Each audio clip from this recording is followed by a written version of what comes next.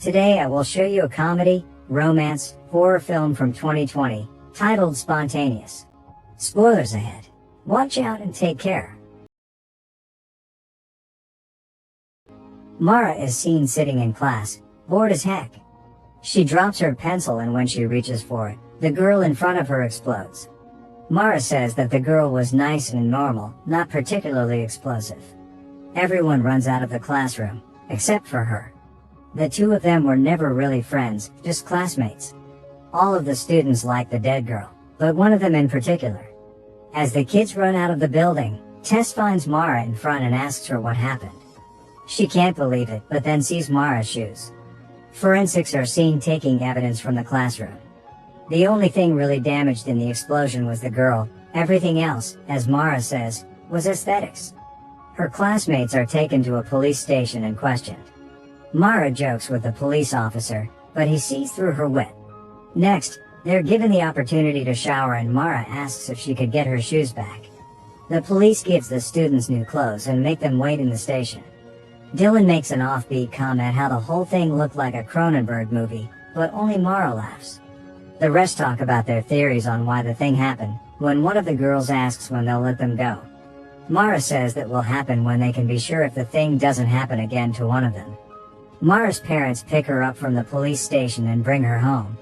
When they arrive, she goes to her room and smokes pot, then gets a text from someone telling her that they have a crush on her. They continue texting and she giggles. The girl's funeral is the next day. Mara and Tess watch as the girl's father takes a sticker from his car. Then they go to get some shrooms from the Dalton twins. Tess thinks it's a bad idea. Later, they're getting coffee and Mara puts all of the mushrooms in her latte. The two of them were friends since they were very young and plan to remain friends until they're old and live in a beach house together.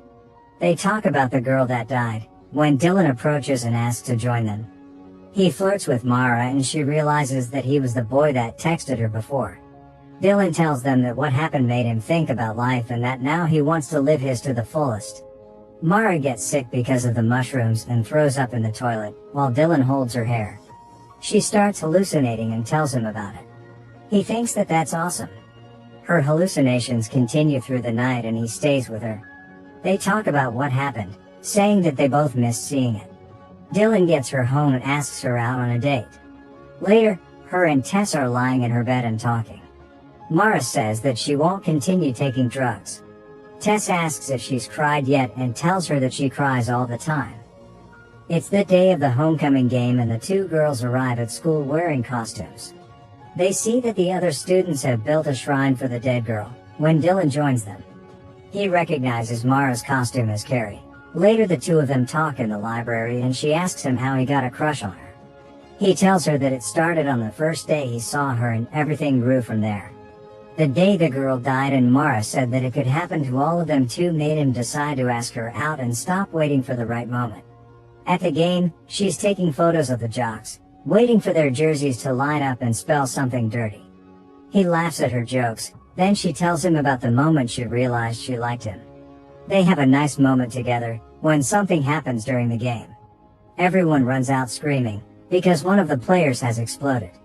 Dylan grabs Mara's hand and drags her out of there. They hug behind the sports arena. The city becomes an important news story. The media has dubbed what happened the Covington curse.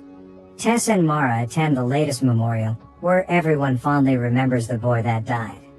The next day, her parents inform her that school has been canceled indefinitely. They tell her that they'll still keep applying to colleges, so she said after everything blows over. Mara makes a joke that now they can't tell her that back in their day was worse than what she is now. That night, Dylan comes to pick her up in an old ice cream truck which he got that day. He bought it to make everyone laugh. The two of them go to a school party in the memory of the kids that died, but quickly go out for a walk. They throw away their drinks, because they think it could be alcohol that might make it happen. They laugh as they wonder about what really makes the teenagers explode. After a moment they stop and talk about his father, then they kiss. Suddenly they hear screaming from the house and go to check what happened. Another student died.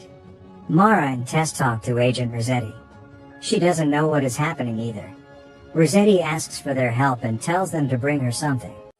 Next, She goes to the Dalton twins and tells them that the agent told her to bring her drugs. Mara thinks that the reason behind it isn't because the police thinks the drugs are actually causing it, but just to check all possibilities.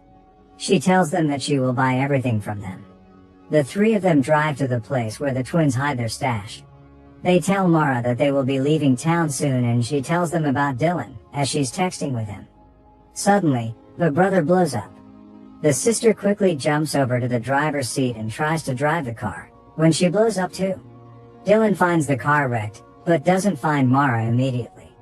He sees a bloody handprint and goes to search for her in the woods. Dylan finds her washing up in a river and he hugs her, saying that he thought she died in the car.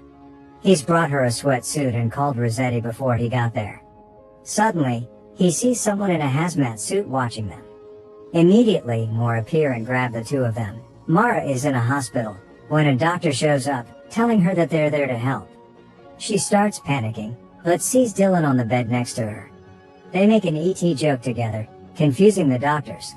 That night, Dylan wakes up and tells her that the whole class is there too. She pushes her bed closer to his and he tells her about the questions the doctors asked him. He calls her his girlfriend and she likes it. The government has officially quarantined the entire class.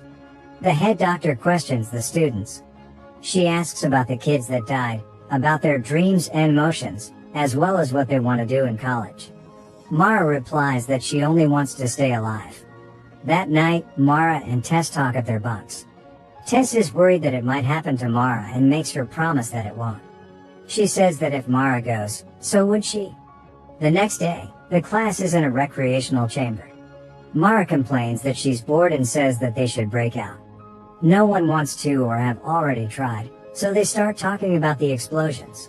Two boys argue if it's a curse or not. Dylan shares a dumb idea and everyone ridicules him. Him and Mara make out in the shower. Later, a government official shows the teenagers a PowerPoint presentation and offers to answer all of their questions. Mara doesn't understand what they're actually doing to help them and makes fun of him. The official gives a cliched reply and the kids laugh at him, but get angry quickly. One of them explodes. Then another one explodes while sleeping. Tests are being done in the facility. The parents of the kids wait outside of the facility and the doctor comes out to tell one of the couples what has happened to their child. The kids keep dying and all of the tests and the drugs they are giving them fail. They all try to live as normal as they can inside, but one after the other, the teenagers keep exploding. Even the doctors working in the facility get restless. The blue pill that they are being given seems to start working. Everyone in the facility is happy about it. At one point they release the kids in the custody of their parents. Mara's mom and dad drive her home, when she sees that there are no Christmas decorations in the city. Her father tells her that no one felt festive, but when they arrive home they surprise her with a tree. Later, the three of them are decorating the tree, when her father hands her vape and tells her that she's terrible at hiding the fact that she smokes pot. They all vape together and talk about adulthood and her graduation. Before bed, Mara takes one of the blue pills. The next day, Dylan is at her house. They sleep together for the first time. Mara asks him if they're safe and Dylan says that he doesn't know, but that they should take it one day at a time and go back to school. She doesn't want to go back. Their class is the only one that will be going to school in the same building. One of their teachers tells them a story of how he'd seen someone blow up when he was a soldier. He tells them that he'll help them graduate. Later, Rossetti is taking Mara's blood pressure and they talk about the nickname of the blue pill, the snooze button, which Mara doesn't like. Rossetti doesn't think that it's over. For Valentine's Day, Mara decorates Dylan's barn and the two of them have a party there just for them. He tells her that he loves her and she says the F word back to him. They laugh about it, then Dylan asks her to spend the summer with him if they don't die. Tess and Mara are in a diner, waiting for their food, but the waitress is too scared to bring their food over to them. They leave. The next day, the doctor is in their school explaining the snooze button pill to them. She says that while it isn't a cure, it's a treatment. The doctor gets a volunteer to make a point, but as soon as the kid starts following her instruction, he explodes. Suddenly, another one explodes too. Then a third one. All of them run out, but kids just keep blowing up. Mara is with Dylan and can't get to Tess in the commotion. All of them are running and trying to get out, as kids keep exploding. Mara gets left behind, and when a schoolmate tries to help her, he explodes too. She finds a door and gets out of the school. Dylan meets her outside and they embrace. Suddenly, Dylan explodes right in front of her. Mara walks home covered in blood. Rossetti finds her and takes her to a hospital. A fragment of his jaw hit her in the head. Her mom goes to the hospital and helps her wash off. That night, she sleeps between her parents. She gets really depressed and stops taking the pills, refusing to communicate. Dylan's funeral comes and goes. Tess tries to get her out of her room, but Mara just sits there watching videos of Dylan. At one point she leaves her room and makes cocktails for her dad. Mara calls the cocktail "All My Friends and Boyfriend Are Dead." She drinks the drink and her dad tells her that he's not equipped to deal with this. Mara tries to joke, but just keeps getting drunk. She leaves her house that night drunk and the next day shows up at Tess's house, still drunk. They argue about going to school. Tess doesn't know how to help her because Mara has lost all hope. She goes to school, leaving Mara behind. After that, Mara storms a protest about the curse, then steals alcohol from a store. The people that work there let her take it. Agent Rossetti waits for her in front of the store, and when Mara tries to throw her a bottle of vodka, she breaks her window. Later, she argues with her parents about that and about getting drunk constantly. They want to help her, but she doesn't want to play along and make them feel better, considering that she too might die soon. Mara goes to her room and thinks about going to prom, but then enters a message board where other students are talking about the Covington curse. They are calling her the curse and she believes them. Mara goes to her school and visits the memorial for the first girl, then her classroom, and finally the place where Dylan died. It's the night of the prom and Mara is sitting on a swing. Tess joins her and they start talking about their future again. She tells Mara that she's leaving Covington that night. Before she leaves, Tess tells Mara that she'll always be her best friend. Mara eventually makes it to prom, drunk. The atmosphere inside is terrible. Everyone is doing their own thing and she laughs about it, then goes to spike the punch. Her teachers don't do anything about it. She takes it with her and drinks it alone. Later, she goes up to the stage and says that she's sorry for killing everyone, sorry for being the curse. Mara says that she hates herself for hurting everyone and then accepts her diploma. The girl after her says the same and Mara boos her. Suddenly, other girls say the same thing. Mara goes to the graveyard to visit Dylan's grave. She tells him that she loves him too and lies down on his tomb. His mom finds her there and asks to join her, then lies down beside her. Mara apologizes for not coming to the funeral and tells his mom about the first time she hung out with Dylan. His mom says that he told her that he held Mara's hair, and the girl asks her if she thought she was bad news. The mom says that she just thought that Mara was in a lot of pain and didn't know how to deal with it. Mara tells her that she feels like she's dying and that she's scared all the time. Dylan's mom says that life just feels like that sometimes and that none of the kids deserved what happened to them. Mara asks her if she's okay, and when she shakes her head, the girl holds her. She comes back home the next day with her parents waiting for her.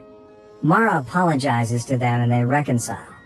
Eventually, she takes off her bandage and remembers Dylan as she looks at the scar. After a few months, the explosions stop. Mara says goodbye to Rossetti. She continues taking the snooze button and goes on with her life. Mara is leaving for college in Dylan's truck. Her parents worry if it's safe, but still let her go. They say goodbye and she drives off. She drives by the school, which is going to be torn down. By the end of the school year, 31 students had died. Mara lived, even though she doesn't know why. She says that the lesson is that everyone dies and that you have to live your life the way you want to. Mara can imagine her future, what she'll do and the boy she'll date or marry. She thinks she'll even be a mom, or maybe even the president one day. At the end of the day, bad stuff is going to happen. That's inevitable. She won't waste her life waiting for something that might never come for her. Mara imagines a future where her and Tess grow old together in the beach house they wanted. She won't be afraid anymore, because she could die any second and so could you. Make sure to subscribe and turn on notifications so you can watch more videos like this. Thanks for watching.